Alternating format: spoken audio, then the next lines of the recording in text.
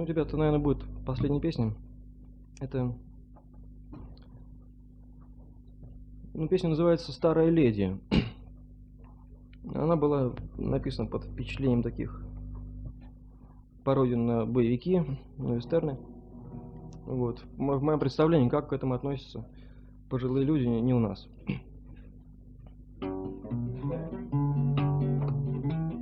У камина дремлет леди в старом кресле, в теплом пледе, а в ногах поет старый рыжий кот.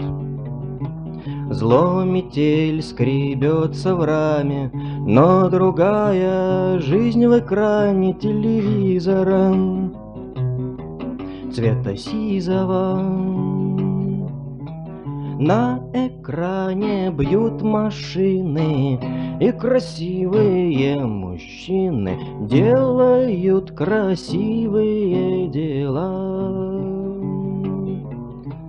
Леди помнит дилижансы, а старинные романсы не поет ей уж ворчаливый муж. И сама о том жалея, часто думает старея: кинозвездами мы не созданы.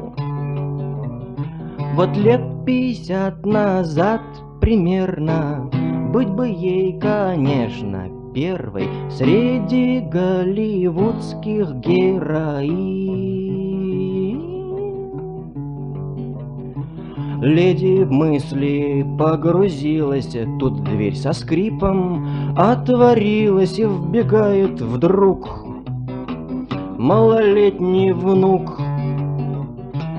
И по-гангстерски отважно стал он требовать бумажника с ножом шутить, предлагая жить. Отдышавшись за минутку, побранив за эту шутку, отдает внучонку старушка кошелек. А мальчик, взяв свою добычу, тут воспитанно, привычно подошел к руке, к старой бабушке, и ушел походкой чинной. Ну а леди тростью длинной свой поправив плед, погрозила вслед.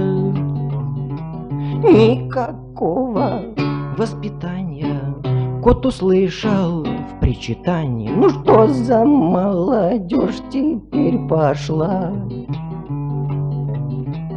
У камина дремлет леди в старом кресле, в теплом пледе, а в ногах поет старый рыжий кот.